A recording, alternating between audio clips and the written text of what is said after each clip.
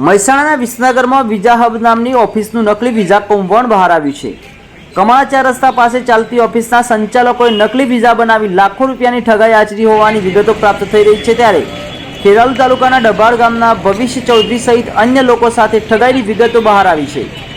ભવિષ્ય ચૌધરી પાસેથી ન્યૂઝીલેન્ડના વિઝા આપવાના નામે 23.50 લાખ રૂપિયા પડાવી લીધા છે। ખોટા વિઝા બનાવી આપી ઠગાઈ આચરી હોવાની વિગતો પ્રાપ્ત થઈ રહી છે।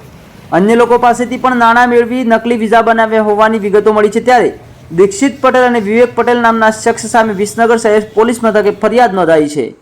ખેરાલુ તાલુકામાંથી કુલ 1 કરોડથી પણ વધુ રકમના તેમને ઠગાઈ કરી હોવાની વિગતો પ્રાપ્ત થઈ રહી છે। વધુ સમાચારોને અપડેટ્સ માટે જોતા રહો online TV news Suresh Thakor સાથે। યુટ્યુબમાં સબસ્ક્રાઇબ કરો, ફેસબુકમાં ફોલો કરો અને ઇન્સ્ટાગ્રામમાં ફોલો કરવાનું ભૂલશો નહીં।